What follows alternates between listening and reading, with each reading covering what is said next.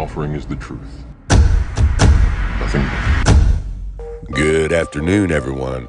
I've been getting a lot of questions lately about how an eclipse works on the geocentric flat Earth model, and it can be complicated unless you understand how close the sun and moon are and how the sun and moon rotate around the geocentric flat Earth model. Okay, now NASA and science will tell you it is when the moon passes in between the Earth and the sun. Now that is true, but it's just not the way that they tell you that it is. And one of the first things that they tell you is that the sun is 400 times the size of the moon, which by coincidence makes the sun and the moon appear to be the same size in the sky at the same time. So first of all, let me take your attention to the sun and moon in the sky when there is no eclipse going on. Just your normal everyday sky. Now take a look here. Okay, here's the sun on a cloudy day, and you can see the size of it really good because the clouds are blocking the brightness of the sun, so it doesn't look so big and bright. Now let's take a look at the moon on a cloudy night. You see the similarity there? They both look identical in size. Let's go back and look at the sun again. And like I said, you normally can't see the actual size of the sun because it's so bright. But like I said here, the clouds are blocking that brightness so you can see the size of it. Check it out. Once again, the moon. Now, to the human eye, they both appear to be the same size, right? Your natural common instinct tells you that they are both the same size. Take a look again. Okay, now let's look at it from a different sky. Okay, now here's with a cell phone camera. Now we're going to zoom in on the moon.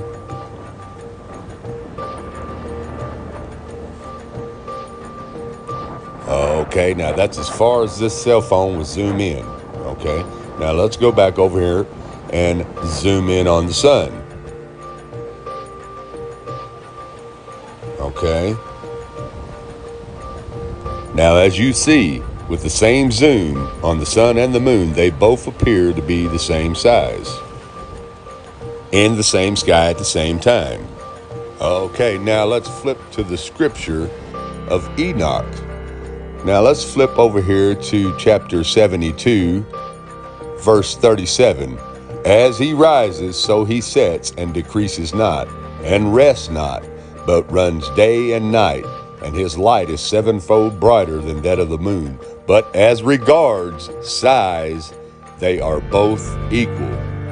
Now let's flip over here to chapter 78. Okay, these are the two great luminaries. Their circumference is like the circumference of the heaven, and the size of the circumference of both is alike. Imagine that. So when you look up into the sky and your common sense and your instincts tell you that they both are the same size, it's because they are.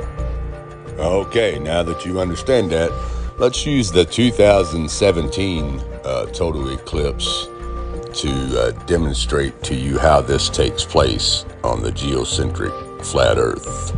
Okay, remembering that the sun and moon are the same size, we're going to use this side light on this flashlight, which happens to be the same size as this penny.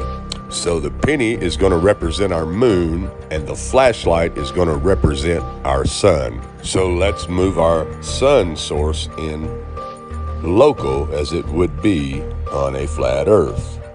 Now let's see how the eclipse works with the moon passing right underneath the sun.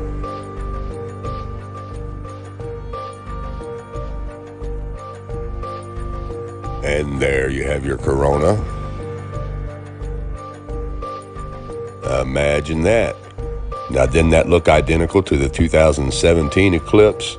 Let's compare the 2017 eclipse with what the demonstration that I just showed you.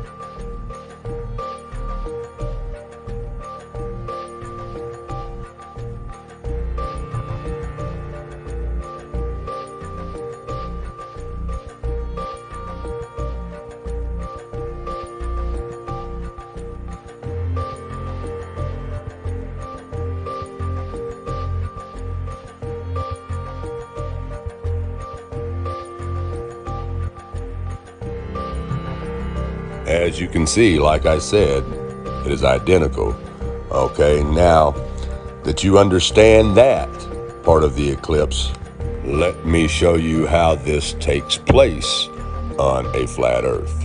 Okay, the sun and moon are like the minute and the hour hand on the face of a clock, pretending that this face of this clock is the face of the flat Earth, with the sun being the minute hand and the moon being the hour hand. The sun will eventually pass over the top of the moon, just like the minute hand will eventually pass over the top of the hour hand, causing what we know as an eclipse, as you can see here.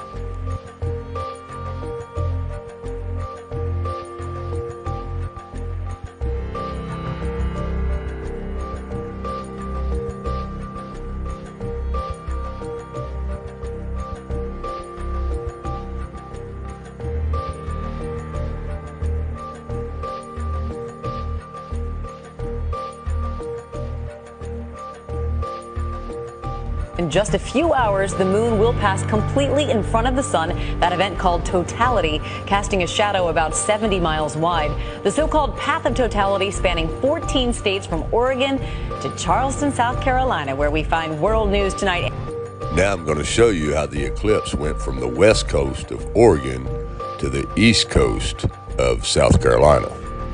Remembering that the sun rotates clockwise in a circuit around the flat Earth disk. Okay, now we're going to use the penny once again as our moon, and I'm going to show you how this eclipse took place. Now right here you can see the west coast of the United States, and you can see the east coast, and you can see the moon over the top of the United States. Now watch what happens as the sun passes over the moon.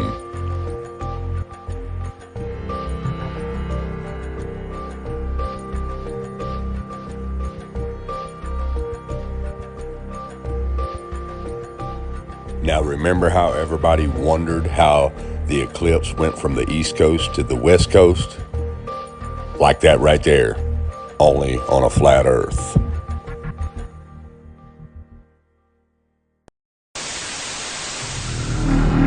All I'm offering is the truth. Nothing more.